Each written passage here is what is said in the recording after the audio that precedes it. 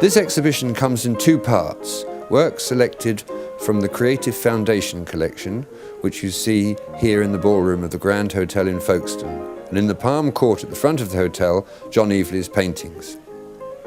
To a stranger, it would not be obvious that there is any link between John Eveleigh and both parts of the exhibition, nor that were it not for John Eveleigh's energy, dedication and tenacity, we would not be looking at the work of all these different artists here today.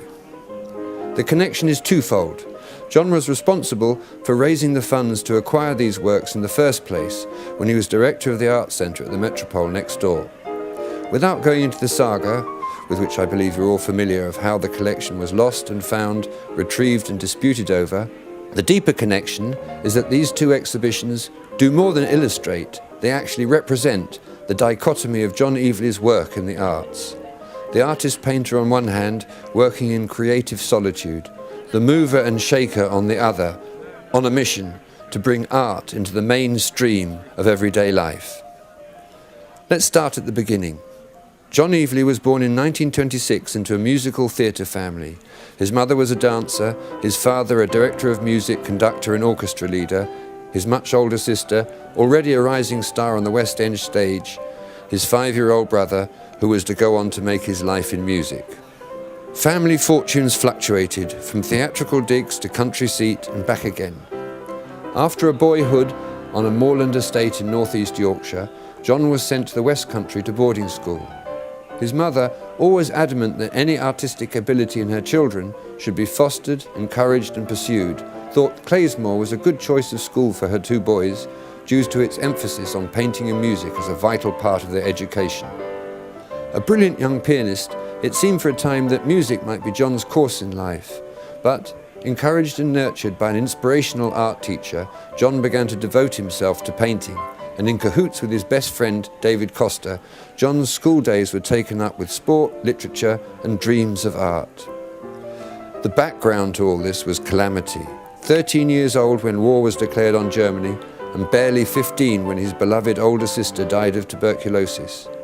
On leaving school, John won a place at the University of London Slade School of Art, but National Service intervened before he could take it up. Excused on conscientious grounds from having to bear arms, he went with the Friends Ambulance Unit organised by the Quakers on tours of duty to North Norway, then France and the Tyrol in Austria, on a rebuilding war damage programme. It was in the Tyrol that he met and fell in love with his wife Gretel. She came from Vienna, and it was to there he went next, as an assistant in a children's home. Living alongside these dispossessed, traumatised orphans and sending home for paints for them to work with, reinforced for him the real horror and human consequences of war. At that time, Vienna was occupied by the Allied powers, each controlling different areas of the city, and with youthful recklessness, John would cycle across lines through the French, American and Russian zones without papers, dodging patrols, to turn up unexpectedly whenever he could at Gretel's family home. Returning to England, Gretel came with him and they married. Now he could take up his art education again. The couple rented an idyllic cottage with absolutely no mod cons in Etching Hill for a few shillings a week. Every day John pedalled his old bone shaker bicycle to Folkestone station, toiling back up the hill late in the evening after commuting to the Slade in Bloomsbury, London. His painting began to be noticed. In 1957 he was chosen, along with Fred Cooming, as one of the artist features in the book Young Artist of Promise by Jack Beddington. John's paintings were selling, but with a young family of 3 sons born in the 5 years since John had started at the Slade, he needed additional income. He found work teaching part-time at Canterbury, Folkestone and Dover schools of art, when in 1960 the first plans for the wholesale demolition and redevelopment of parts of Folkestone were announced. John, as he has done so many times since, threw himself into the campaign against the destruction. It was perhaps the profile he acquired in the press and local television leading this protest that brought him to the attention of Gerald Glover, who had just bought the closed and boarded up Metropole Hotel. A property developer, head of a London law firm and the owner of 5-star hotels in London and New York, Glover planned to convert the hotel into luxury apartments, but was stuck with what to do with the 2 big ground floor ballrooms. One he had earmarked as a restaurant, and the other he showed John with a view to turning it into an art gallery. tempting him with the offer to fund its running costs for the next 5 years if John was interested in setting it up. For Glover, the owner, it was a way of bringing prestige to the building. Then as now real estate developers, no art will raise their profile. For John, the artist, the dilapidated grandeur of this wonderful space set his imagination racing. Not for him a Cork Street gallery on the coast. His vision was more than just an art gallery. This was going to be an art centre. A centre where exhibitions, concerts, lectures, poetry and play readings, film shows and theatre could all take place, each enriching and feeding off each other. It seems obvious to us now, but in 1961 this was a radical concept. It was not entirely without precedent. John recalled going to the National Gallery in Trafalgar Square for their lunchtime concerts during the war, and the vivid impression these made on him as a schoolboy had never left him. The gallery packed with people from all walks of life, listening to the music, surrounded by work on the walls of the most interesting contemporary artists. This was something he wanted to emulate. After the National Gallery collection had been removed for safekeeping during the war to a vault deep in the Welsh mountains, Kenneth Clark, the director of the National Gallery, was persuaded by a young art dealer, Lillian Browse, to reopen the gallery doors with exhibitions of contemporary art and daily music recitals. Ambivalent about this idea at first, Kenneth Clark saw that it was such an immediate and fantastic success that he allowed it to continue throughout the war, becoming for many in Britain a symbol of hope and humanity. As it happens, the 60th anniversary is being celebrated this week in London with a series of concerts in honour of Myra Hess, who organised the concerts, playing there herself, even while the bombs were falling. And when the new Metropole Art Centre opened, it too was a bit of a bombshell. It was the start of the 60s. Here, brigadier generals and beatniks shared and enjoyed the same venue. Unheard of. Behind it all was high-minded seriousness. Coincidentally, Kenneth Clark was living nearby in Salton Castle, with his magnificent collection of paintings, ceramics and extraordinary library. When John was still buzzing with ideas for the Art Centre, he went to see Kenneth Clark to tell him of his plans, and eventually, with a bit of persuasion, Kenneth Clark was on board as the Art Centre's president. This helped John immeasurably in opening doors when John wanted to borrow artworks for exhibitions. With Kenneth Clark's name behind requests for loans, John launched an ambitious programme of international exhibitions and concerts, shows of Rodin, Epstein, Henry Moore, with concerts of folk, jazz and classical music taking place in the same room as the exhibitions. Works by controversial avant-garde artists such as John Latham, still stirring things up in 2005 during his recent show at Tate Britain. John's exhibitions ranged from shows of Turner's watercolours to exhibitions by war artists, the kitchen sink school such as John Bradbury, pop artists, Australian artists launching their European careers, included Sidney Nolan, Arthur Boyd, Brett Whiteley, abstract painters, figurative painters, an exhibition of Russian icons accompanied by a Russian male voice choir, regular poetry readings, conferences of international architects. Not only nationally and internationally acclaimed artists, but also exhibitions by school children and local artists. The 60s were beginning to swing, and the new Metropole Art Centre was a happening place. A new government, Wilson's Labour government, came into power and set up the first Ministry of the Arts. The minister, John Eveleigh, came down to Folkestone to see what the fuss was about, and having seen the Art Centre, used it as a model, as the model, for a nationwide scheme of art centres. The other great thing that John Eveleigh did was to set up the Open University. This was a time of optimism and confidence, innovation and change, when youth were revolting, when it was cool to stand out and be different. The early 60s was a time when funding bodies were in their infancy and thin on the ground, and when corporate sponsorship was an add-in-us concert programme. So the problem facing John was how to fund a not-for-profit organisation, who to turn to.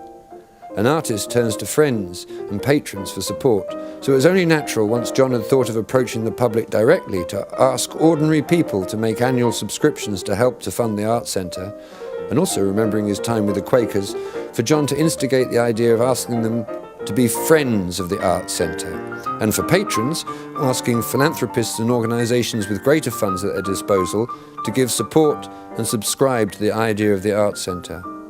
Some things become so common that we assume they have always existed and cannot imagine a time without them.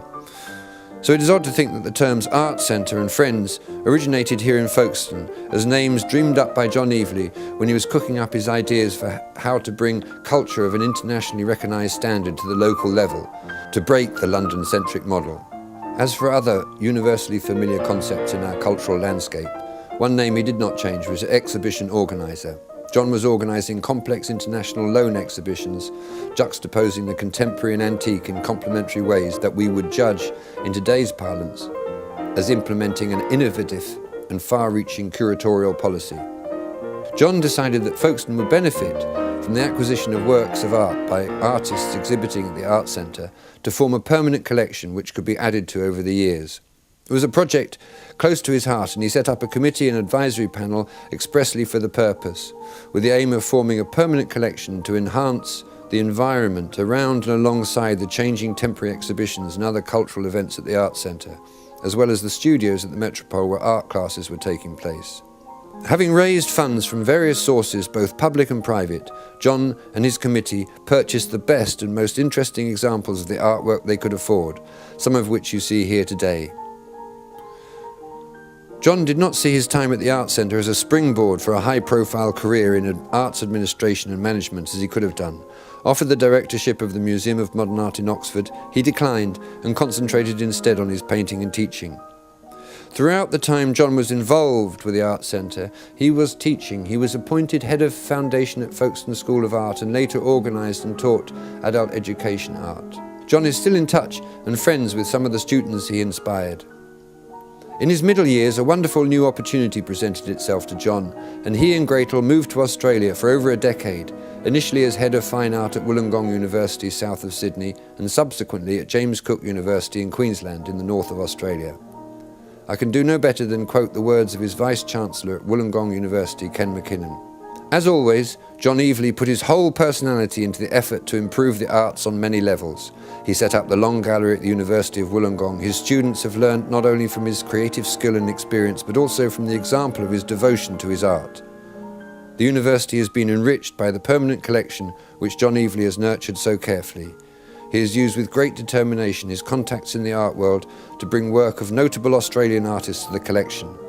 Showing great loyalty and unselfishness, he has also donated his own work, and with great faith and encouragement, he has ensured that the best works of the school's own students have a permanent place in the collection. He also, where does he find the energy, wrote and gained a doctorate and was made a Fellow of the University of Wollongong, and worked furiously at his own painting, soon much demand in Australia. However, missing family, John and Gretel decided to return to the UK on his retirement.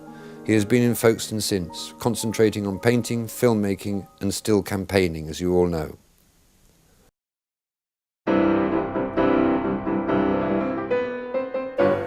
Now I'd like to turn briefly to John wearing his other hat and look at his other passion. Forget about the hurly-burly of art politics and talk instead of the deep comfort of palette and brush. John Eveleigh is an artist of formidable output. These paintings are but a tiny fraction of the work that Jackie Parsons looked through before making this selection. In this carefully chosen group of paintings, constrained by size and selected on a geographical basis for their location on the southeast coast of England, a short drive east or west of Folkestone between St Margaret's Bay and Rye Harbour, we have a body of work spanning nearly 50 years. In it, we can see a change from the vigorously rendered, more sombre tones in the canvases of his youth to the dazzling harmonies and counterpoint of his mature work as a colourist. These virtual worlds on canvas, many-coloured, like fair vision in a dream, clear-cut against a bright blue sky and the golden light of the sun, are the transports of the artist in the face of nature. If John Eveleigh's approach to painting has changed, his practice has remained the same. These are all painted in the open air, not in the studio, but directly on the spot, alla prima, facing sea, sky, land, and the traces of human activity. As each painting is completed in one sitting, it has to play out rapidly. With the dexterity of a pianist, he sight reads the landscape, hitting precise notes of colour, producing contrasting tonal passages of lyrical beauty, responding to what he sees with a sharply defined yet subtly modulated palette in a continuous singular movement of controlled energy. Masterfully handled, the abstract geometry of the composition quickly vanishes under the certainty of appearances. I have used a broad brush for this appreciation and already taken far too long to sketch in only a few of the features and some of the detail of John Eveleigh's work so far.